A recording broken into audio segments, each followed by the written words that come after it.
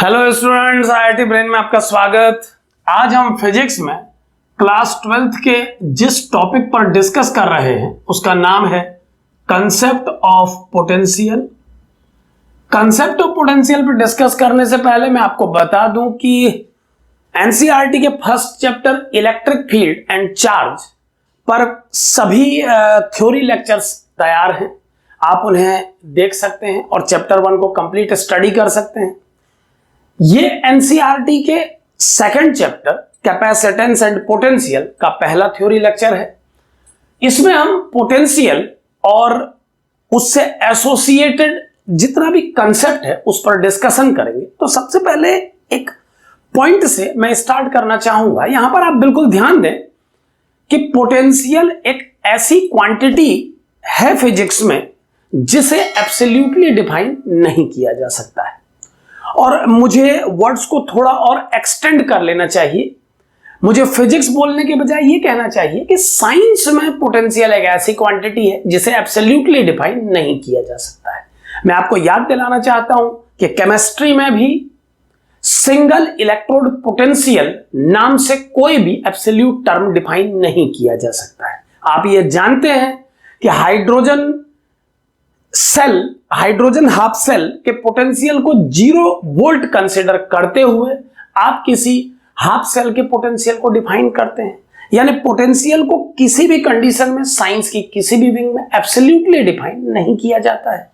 और यही वजह है कि हमें पोटेंशियल डिफाइन करने से पहले पोटेंशियल डिफरेंस टर्म को डिस्कस करना होगा।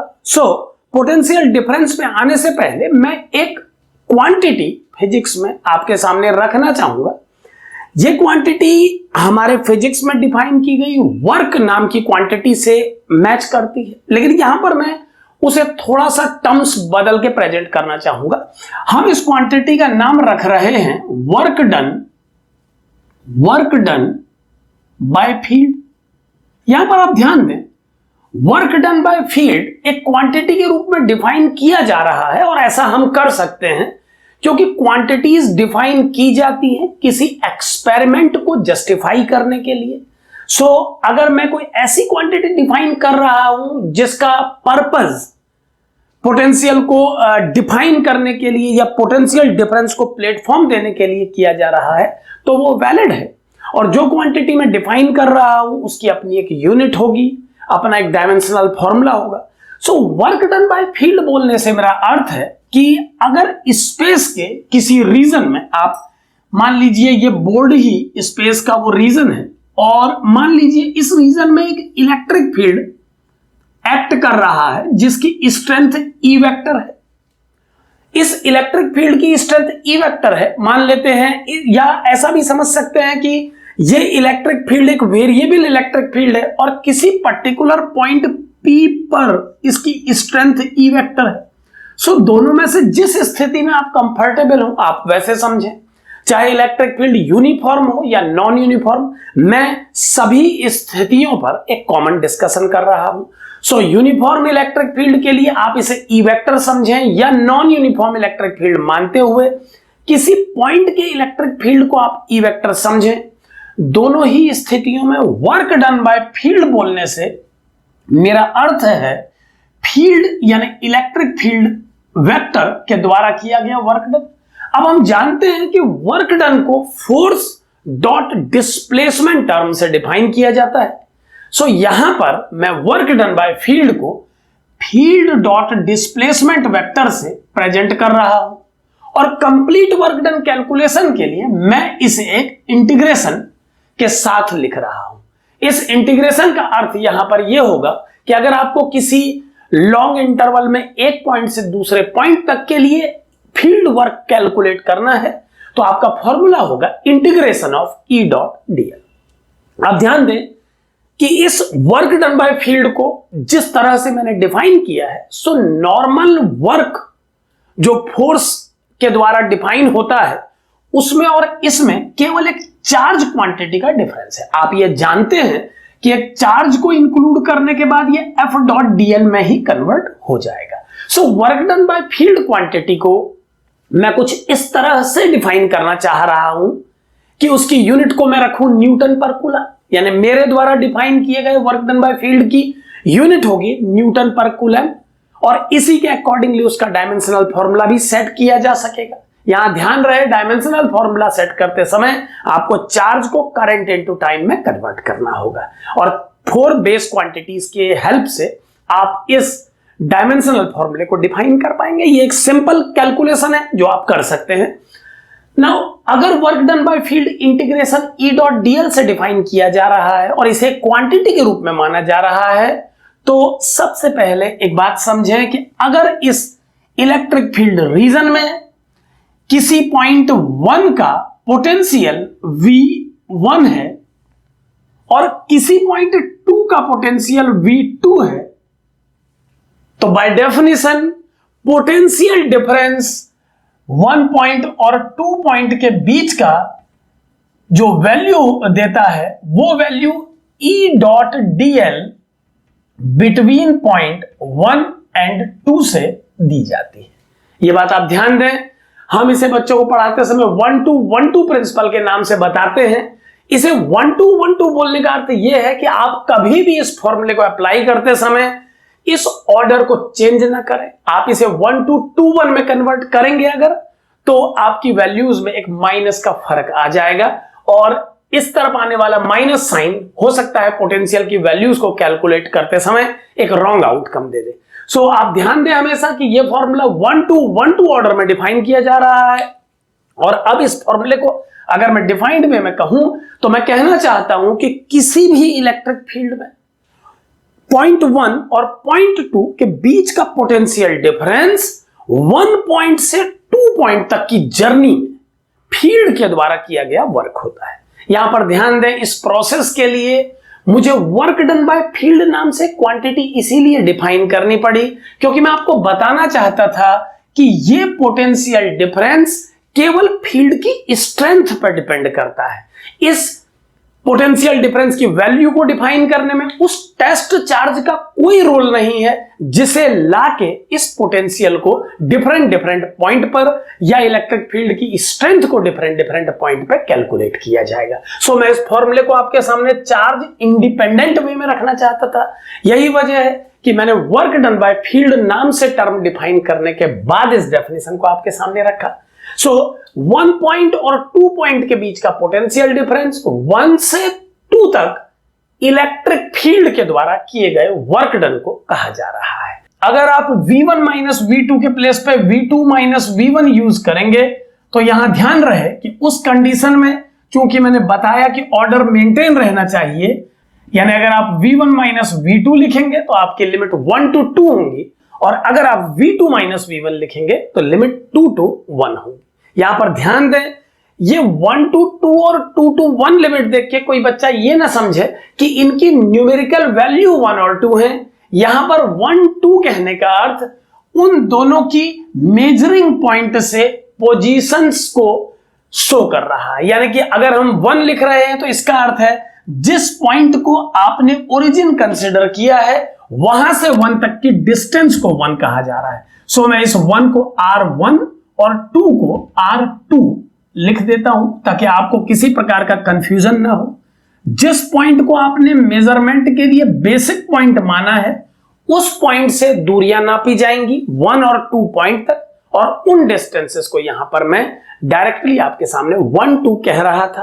अभी मैंने इसे कन्वर्ट करके R1 R2 और R2 R1 कर दिया है। सो 1-2-1-2 प्रिंसिपल के अकॉर्डिंगली 2 पॉइंट्स के बीच का पोटेंशियल डिफरेंस उन दोनों पॉइंट के बीच में इलेक्ट्रिक फील्ड के वर्क डन से एसोसिएटेड होता है।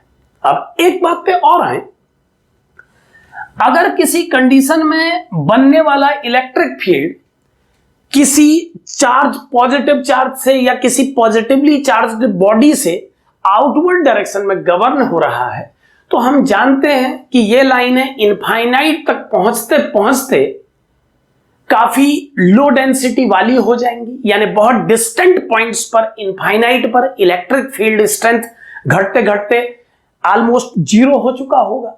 सो रिफरेंस के लिए जब कभी हम किसी फाइनाइट बॉडी से एसोसिएटेड प्रॉब्लम सॉल्व करते हैं तो इनफाइनाइट को एक ऐसी पोजीशन के रूप में कंसिडर कर लेते हैं जहां का पोटेंशियल हम जीरो एज्यूम कर लेते हैं। अब चूंकि इनफाइनाइट के पोटेंशियल को हमने जीरो कंसीडर किया अपनी प्रॉब्लम्स के लिए, तो इस रेफरेंस के बेस पे हम किसी दूसरे पॉइंट पर भी पोटेंशियल को डिफाइन कर पाते हैं। तो यहां ध्यान दें, बिना रेफरेंस डिफाइन किए चूंकि आप पोटेंशियल की वैल्यू नहीं बता पा रहे हैं, यही वजह है कि शुरू में मैंने कहा कि it is not an absolute term.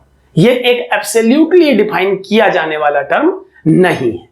अब इनफाइनाइट को जीरो पोटेंशियल मानते हुए अगर आपको कोई प्रॉब्लम सॉल्व करनी है तो कैसे आप इस फॉर्मूले की हेल्प से पोटेंशियल कैलकुलेट कर पाएंगे उस प्रॉब्लम में? समझे, v1 minus v2 r1 to r2 e dot dl को बोला जा रहा है। सो अगर v1 और v2 में से किसी एक पॉइंट का रोल आप इनफाइनाइट से प्ले करवाते हैं तो आपका फॉर्मूला कन्वर्ट होके बन जाएगा v1 minus v infinity equal to integration 1 to infinity.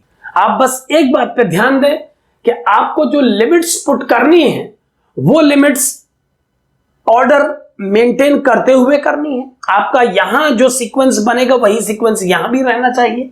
सो ये बात पे हमेशा ध्यान देना होगा आपको कि v1 माइनस v इंफिनिटी लिखते समय आपकी जो लिमिट है वो 1 टू इंफिनिटी होनी चाहिए। यहां फिर बता दूं, ये हम शॉर्टकट में 1 टू इंफिनिटी लिख देते हैं, लेकिन इसका actual meaning r1 to infinity है और आपको सॉल्व करना होगा e डॉट dl, यानी अब आपको r1 से इंफिनिटी लिमिट के बीच में e डॉट dl की वैल्यू को कैलकुलेट करना होगा। और चूंकि आप इनफाइनाइट के पोटेंशियल को रेफरेंस फॉर्म में जीरो मान चुके हैं, तो इस कैलकुलेशन से जो वैल्यू आपको मिलेगी वो वैल्यू एसोसिएटेड पॉइंट जिसे 1 नाम से डिफाइन किया गया होगा के पोटेंशियल को बताएगी। सो इस तरीके से आप इनफाइनाइट को रेफरेंस मान के किसी पॉइंट का पोटेंशियल भी बता पाएंगे। सो बिना रेफरेंस के पोटेंशियल को डिफाइन नहीं किया जाता है साइंस में। पोटेंशियल एक ऐसी क्वांटिटी है जिसका एब्सोल्यूट वैल्यू नहीं होता है कुछ भी, किसी एक पॉइंट को रेफरेंस मान के ही इसका वैल्यू डिफाइन किया जाता है। यह बात आप बिल्कुल क्लियरली समझें कि अगर किसी प्रॉब्लम में इनफाइनाइट को रेफरेंस मान के किसी पॉइंट 1 का पोटेंशियल आपने 40 वोल्ट कैलकुलेट किया है सपोज, तो इनफाइनाइट को 10 वोल्ट अगर आपने माना होता तो इस पॉइंट का पोटेंशियल 50 वोल्ट कैलकुलेट हो जाता। यानी पोटेंशियल इस बात पर डिपेंड करता है कि रेफरेंस पॉइंट के पोटेंशियल को आपने कितना डिफाइन किया है। सो इस तरह से पोटेंशियल को केवल पोटेंशियल डिफरेंस की हेल्प से बनाया जा सकता है और ऐसा करने के लिए आपको पहले किसी एक पॉइंट के पोटेंशियल को जीरो या कोई अदर वैल्यू प्रोवाइड करनी पड़ेगी। आमतौर पर किसी फाइनाइट साइज की बॉडी के लिए इनफाइनाइट पोटेंशियल मेजरमेंट में एक अच्छे रेफरेंस का रोल प्ले कर पाता है, लेकिन ये उन केसेस में पॉसिबल नहीं हो पाता है जिन केसेस में आपके द्वारा लिया गया चार्ज एक इनफाइनाइटली एक्सटेंडिंग बॉडी पर डिस्ट्रीब्यूटेड होता है। जैसे उदाहरण के लिए कि इनफाइनाइट प्लेन पर अगर चार्ज डिस्ट्रीब्यूटेड है तो उस केस में आप इनफाइनाइट को भी रेफरेंस नहीं ले पाएंगे। अगर एक इनफाइनाइट थ्रेड की आप बात करें तो उस केस में भी इनफाइनाइट को रेफरेंस के रूप में नहीं लिया जा सकेगा। तो यह बात आप हमेशा याद रखें कि ये infinite equal to zero potential point, ये रेफरेंस भी हर क्वेश्चन पर एक वैलिड रेफरेंस का रोल नहीं प्ले कर पाएगा। सो इस तरह से पोटेंशियल को डिफाइन किया जा सकता है और work done by field quantity का इस पूरे केस में इस पोटेंशियल डिफरेंस को डिफाइन करने में अहम रोल है।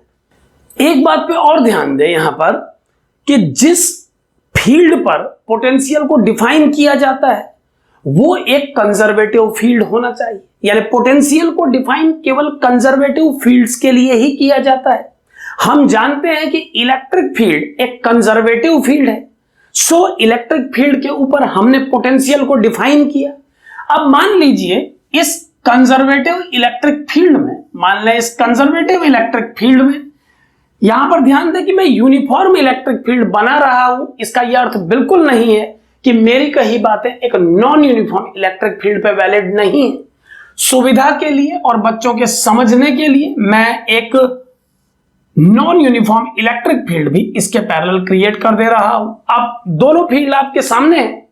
चूंकि हम जानते हैं कि इलेक्ट्रिक फील्ड एक कंजर्वेटिव फील्ड होता है और अभी हमने पोटेंशियल डिफरेंस को वर्क डन बाय फील्ड से कनेक्ट करके पढ़ा है, हमने डिस्कस किया है कि work done by field potential difference को डिफाइन करने में कैसे हमें हेल्प करता है। अब ध्यान दें, अगर मान लीजिए आप इस कंजर्वेटिव फील्ड में एक पाथ क्रिएट करते हैं जो कि क्लोज्ड हो, मान लीजिए आप इस एक पाथ पर वर्क डन बाय फील्ड को कैलकुलेट करना चाहते हैं, तो ध्यान दें कि जब आप इस कंजर्वेटिव फील्ड में इस कंप्लीट पाथ पर work done by field calculate करना चाहेंगे, तो उस केस में जिस पॉइंट 1 से आप इस प्रोसेस को स्टार्ट करेंगे, फाइनली आप उसी पॉइंट 1 पर पहुंचेंगे। तो इस कंप्लीट पाथ में आपको अगर फील्ड का वर्क कैलकुलेट करना हो तो मैं इस इंटीग्रेशन साइन को चेंज करके सर्कुलेशन का साइन अप्लाई कर रहा हूं। यहां पर आप ध्यान दें कि 1 से 2 लिखने का अर्थ होता है कि 1 से आप किसी दूसरे पॉइंट 2 तक पहुंचे। चूंकि सर्कुलर केस में आप जिस पॉइंट से स्टार्ट करेंगे उसी पॉइंट तक पहुंचेंगे, तो मैं इसे closed integration of E dot DL से प्रेजेंट कर रहा हूं। और उस स्थिति में चूंकि आप 1 से स्टार्ट करके 1 पे ही पहुंचेंगे और आपका फील्ड कंजर्वेटिव है, तो हम जानते हैं कि किसी एक रेफरेंस पॉइंट को डिफाइन करने के बाद किसी भी पॉइंट का पोटेंशियल यूनिक होगा। इस फील्ड में, कंजर्वेटिव फील्ड में ही पोटेंशियल को डिफाइन किया गया है। और हम जानते हैं कि किसी एक रेफरेंस पॉइंट को डिसाइड करने के बाद कंजर्वेटिव फील्ड के किसी भी पॉइंट पर पोटेंशियल की एक यूनिक वैल्यू होती है। तो अगर आप एक सर्कुलर पाथ पे net E dot DL calculate करना चाह रहे हैं, तो जिस पॉइंट 1 से आप इस प्रोसेस को स्टार्ट करेंगे, फाइनली आप वहीं पर पहुंच जाएंगे। और इस केस में v1 माइनस v2 चेंज होके v1 माइनस v1 बन जाएगा। और आप जानते हैं v1 माइनस v1 सॉल्व करके 0 हो जाएगा। तो यहां एक आउटकम हमें मिलता है कि किसी कंजर्वेटिव फील्ड में अगर आप एक क्लोज्ड पाथ कंसिडर करते हैं, तो उस क्लोज्ड पाथ में फील्ड के द्वारा किया गया नेटवर्क 0 होना चाहिए। एक बात और ध्यान दें कि नॉन यूनिफॉर्म फील्ड में भी अगर आप इस तरह का कोई पाथ क्रिएट करते, तो चूंकि हम जानते हैं कि नॉन यूनिफॉर्म होने का मतलब कंजर्वेटिव नेचर से नहीं होता है एसोसिएटेड, यानी एक नॉन यूनिफॉर्म इलेक्ट्रिक फील्ड भी कंजर्वेटिव फील्ड है। तो इस केस में भी जो प्रीवियस स्टेटमेंट मैंने दिया वो स्टेटमेंट एप्लीकेबल होगा। यानी इंटीग्रेशन ई डॉट डीएल का वैल्यू चाहे यूनिफॉर्म इलेक्ट्रिक फील्ड में बोला जाए या नॉन यूनिफॉर्म इलेक्ट्रिक फील्ड में बोला जाए, दोनों ही स्थितियों में इसका वैल्यू एक कंप्लीट क्लोज्ड सर्किट के लिए 0 ही आएगा। सो इस तरह से इस कंसेप्ट को यूज करके आप कई प्रॉब्लम्स सॉल्व कर सकते हैं, कुछ बेसिक लॉजिकल प्रॉब्लम्स पर इसे अप्लाई कर सकते हैं। सो इस क्लिप में हमने पोटेंशियल को डिफाइन न कर सकने की कंडीशन और उस कंडीशन को ओवरकम करने के लिए डिफाइन की गई quantity work done by field और फिर वर्क डन बाय फील्ड के हेल्प से पोटेंशियल डिफरेंस की डेफिनेशन को समझा। किसी रेफरेंस को डिफाइन करने के बाद कैसे पोटेंशियल की वैल्यू किसी पॉइंट पे बताई जा सकती है, हमने उस मुद्दे पर डिस्कस किया।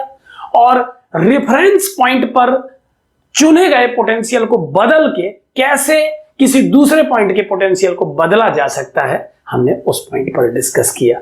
आगे अपनी सभी क्लिप्स में पोटेंशियल से एसोसिएटेड सभी डेरिवेशंस और सभी प्रकार की प्रॉब्लम्स हम आपको बताते रहेंगे। Thank you.